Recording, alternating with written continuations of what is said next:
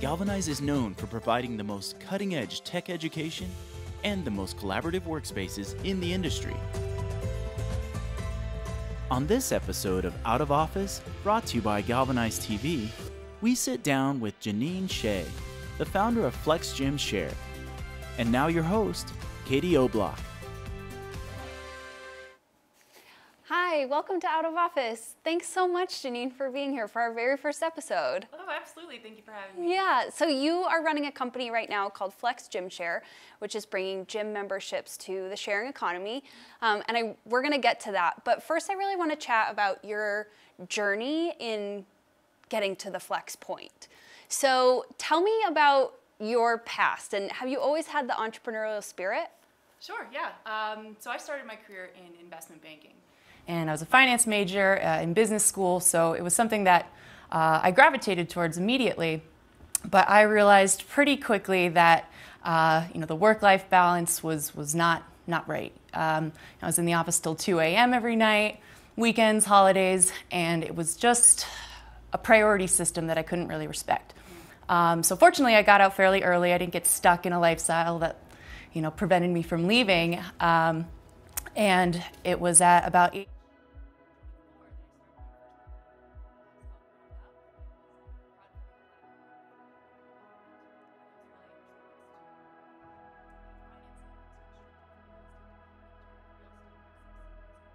Leverage local demand in a financial capacity.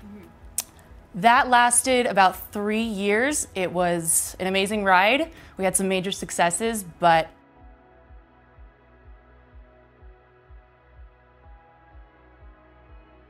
you haven't had the real world experience. You haven't had the mentorship from experts that's really critical for knowing what to do.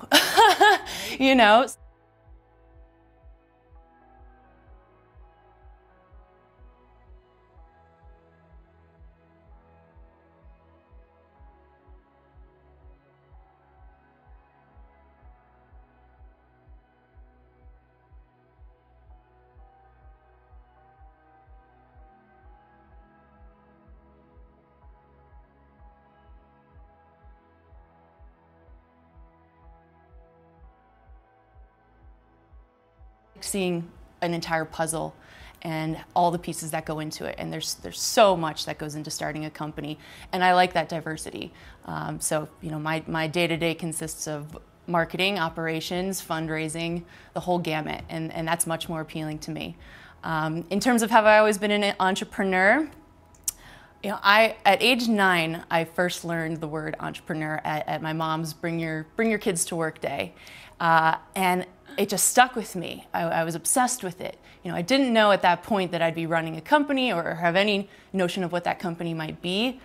I just couldn't shake this word from my head, and so it seems only natural that that's where I ended up. Yeah, it just feels to me that you just flowed so naturally into it. When you heard that word for the first time, were you automatically hooked? Like, what was it that was so intriguing? I guess the real question is, what did your mom do, and did she give you exposure to that? Yeah, I was just gonna say, I actually heard it in an investment bank. That's where she was working at the time, and it felt more comfortable than what we were learning. They took us onto the trading floor, and I'm like, this is cool, but that word. And so it just, it felt comfortable at the time, even though it was probably the longest word I had ever heard at age 9. So you finished your time in investment banking, and at what point did you move out to Colorado? I moved to Colorado, I suppose 2.5 years ago by now, and it really was in search of that superior work-life balance. I've had business meetings on hiking trails. I've had them on ski lifts.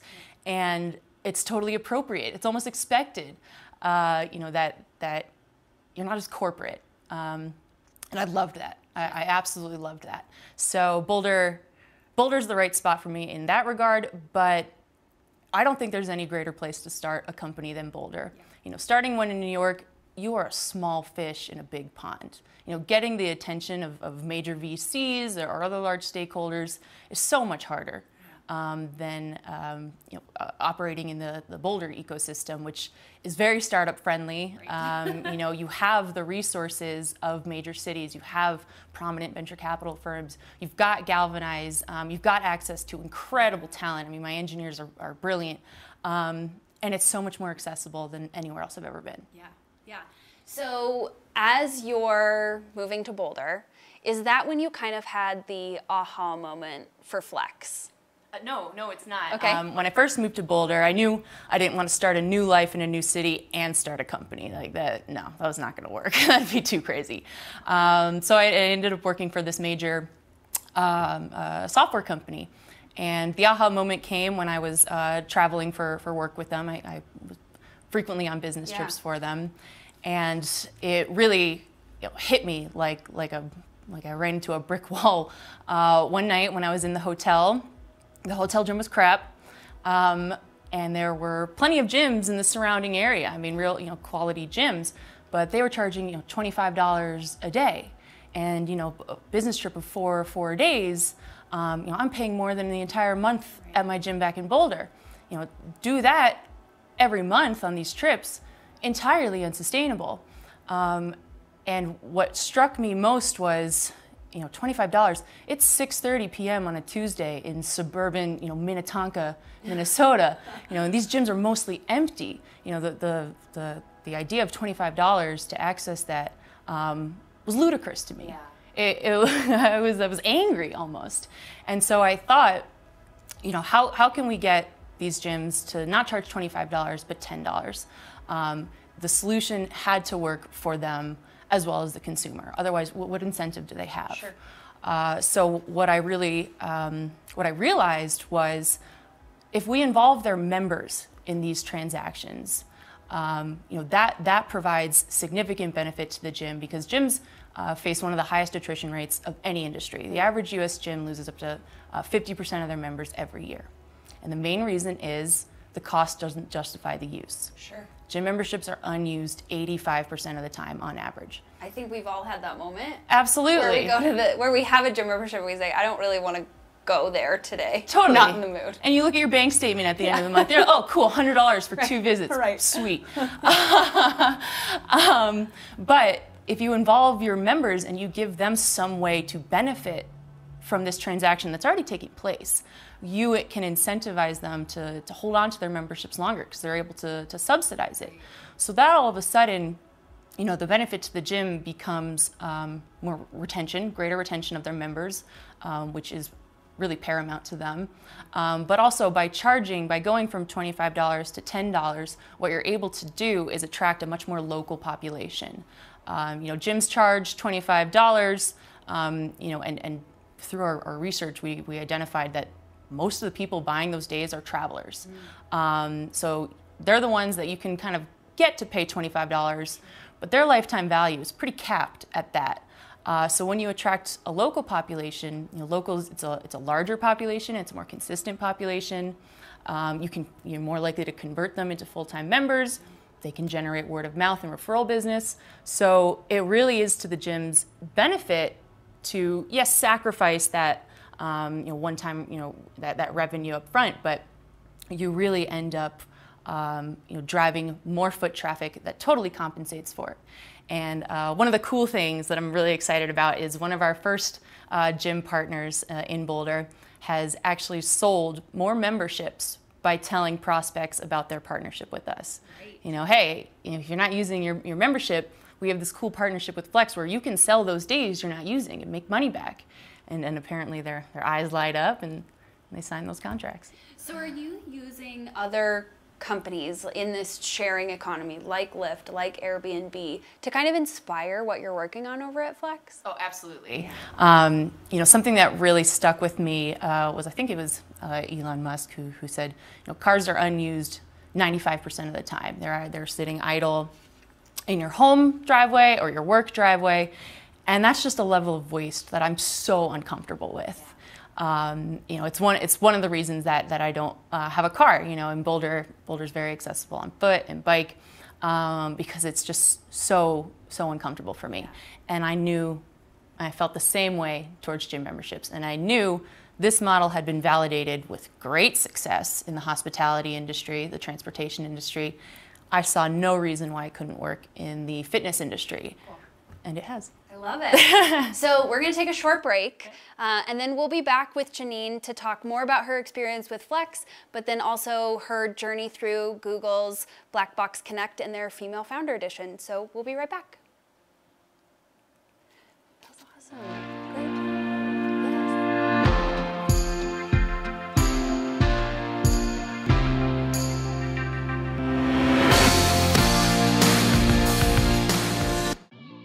As a digital marketing manager, I actually got to dive in with the development team that I worked with, and they really got me passionate about doing web development, specifically front end.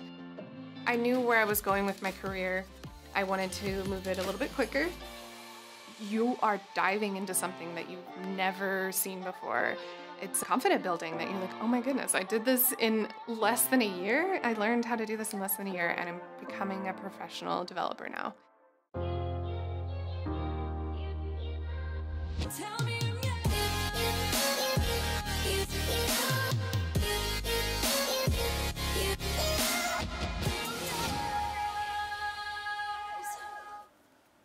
Welcome back. Before the break, we were talking with Janine about the sharing economy and what it's like bringing gym memberships into that space and kind of the influence that she's getting from other companies. But I really want to go back to now is what it's like creating something new. So you did it when you were younger, in your 20s, and now you're a little bit older. We're not going to reveal how old, but we're a little bit older. How is it going through that process again? What's that experience like this time around? Sure. Well, I'm certainly someone that, I'm pretty good at identifying gaps in the market. I don't know, they're pretty glaring to me.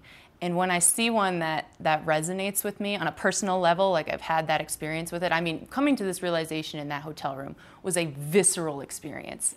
And it's something that becomes an obsession almost. I can't not do something. When I see 85% of memberships going unused, that's $9 billion wasted every year for members who have these memberships and aren't using them. And that's $11 billion that gyms lose through that attrition that I mentioned. So you see this waste, and my eyes lit up when I saw this waste, because that implies it's just ripe for innovation. It's ripe for someone to come in and do it better, not just for the consumer, but for all constituents. What we really are passionate about is helping gyms thrive as well, really being their champions, helping them in that multifaceted way of helping you retain new members and attract new business. So the appeal really comes from spotting an opportunity in the market, spotting the growth of that unit. It's not, now it's an opportunity, but will it be an opportunity in 5 years? Will it remain relevant?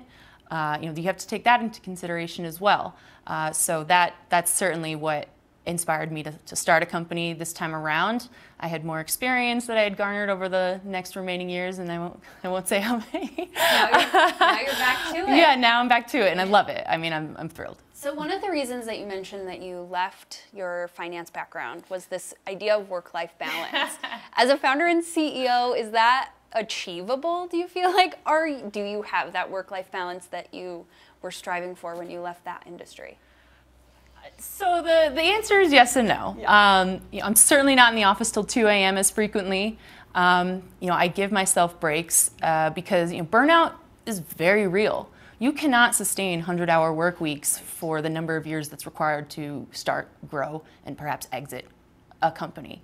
No matter what Elon Musk says, you need sleep. You really do.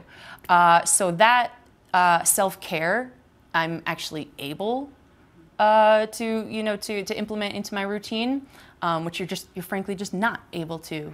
You can't even leave your desk. We ate all meals at our desk in banking. And so, with my employees, I insist that they go out for lunch. Do not eat your lunch at your desk.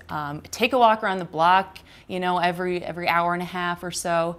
So yes, in that regard, I am able to sustain a better work-life balance. That being said, with a typical job, when you leave, it doesn't stick with you. There's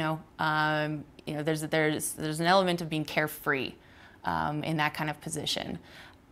when I depart the office with Flex, it doesn't turn off, you know. There's a level of guilt associated with it, some emotional baggage with running a company, but it's worth it. Yeah. So on that note, this brings up a great point to talk about the struggles that you experience as a founder that are so unique to being a founder and being a CEO. So what are some of the things that you've learned? Because every struggle is a learning opportunity. Yeah. What are some of the things that you've learned or that you've gone through that have kind of evolved you as a founder and a CEO? Sure. Yeah. So I think the most important consideration with a startup that was totally absent from my first startup was making sure everyone you bring on the team is aligned around the mission. With my first startup, you're just so excited to have people join you and not be alone anymore that you really push that off to the side. Oh, that's not important. That we're all mission based and we all share a very similar philosophy. But ultimately, the fragmentation that came at the top, in the leadership team of my first company was because we did not have those conversations up front. And ultimately, my co-founders, we wanted to achieve different things. So we were taking one step forward and one step backwards. And that's just so much more important than people think. And so that's what I instilled from the get-go this time around, and it's made a huge difference. Yeah. So on the topic of learning experiences, you went through Google's Black Box Connect 2-week program. It's kind of like real world without the cameras for entrepreneurs in this space. Yeah. And you were fortunate enough to be one of the females in the Female Founders Only edition. So talk to me a little bit about what you took away from that experience. Sure. Well, I guess one of the most significant elements of the program is it was largely international founders. I think they had thousands of applicants from 44 countries, and they only take 2 Americans out of all 15. So, you're working with people from Kenya, Argentina, everywhere all over the map. And so that international perspective is really cool. But one of the best parts of the program is, yes, they want to teach you, the latest in design techniques, the latest in how to negotiate term sheets with VCs. But the even bigger element of the program is fortifying you as a leader so that you can go back and actually run these companies so well that you can turn them into global enterprises. So you must have, as a leader, that emotional intelligence, that's required. You must have this orientation around a bigger goal that you share with all your teammates, all the external, stakeholders of your company. Because when you're not all oriented around that goal that's driving you, you can get very lost. And so that's something that they instilled. They have this term, and I'm not sure they coined it, but BHAG, big, hairy, audacious goal. And it's really the summit. It's what you could ideally achieve, even if it sounds absolutely outrageous. But it's something to aspire to, and you break it down into incremental goals to get there. So it's something that I've implemented with what I want to achieve, the impact I want to make with Flex, but it's attainable through these realistic steps. So being in the Female Founders edition, what was that like working with other women that are going through the same process that you're going through, starting a company, trying to be that be-all person that sometimes we feel as females as pressure? So what was that like going through that experience with all women? Well, there's definitely opportunity to commiserate. I can't recall the exact statistic, but as female founders, we receive less funding from VCs. Fewer rounds that are funded, and less money in those rounds if you do get funded. So it was really okay. This is an initiative, and I think we're seeing this all over and across many industries, the Me Too movement, et cetera. How do we combat the status quo at this point, where we can get more funding? What is it that we actually have to do? Not mimic what men do, but in our own way as females. How do we gain a greater foothold in the industry and elevate ourselves in a way that creates more equality? So what This is our last question for the session. It went by so fast. It did. What comes next for you, and what comes next for Flex? Sure. Well, you know, the name is Flex Gym Share, but I actually incorporated the company as Flex Membership Share. And you know, it's because I knew that this model was entirely scalable into other industries that rely upon the membership model. So we are very excited at some point to extend into you know, co-working industry, salons and spas, ski resorts. You know, one thing I do if I'm in a Lyft or Uber and someone asks me, oh, what do you do? I'll often say, oh, I run this startup, it's for membership sharing. And I deliberately leave out gym so I can see where their minds go. So, you know, one Lyft driver said, oh, like my Massage Envy membership. You know, I pay $99 a month for it. I never use it. And so you can really identify what other opportunities are out there.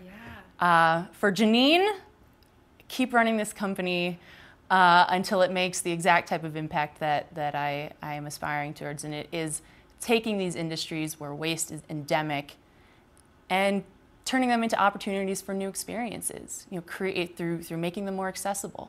I love that. Yeah. I love that so much. Thank you so very much for joining us for our very first episode.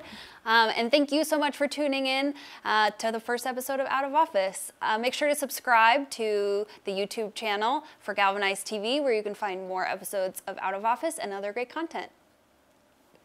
That was so awesome. Nice job. You did great. It wasn't. Look at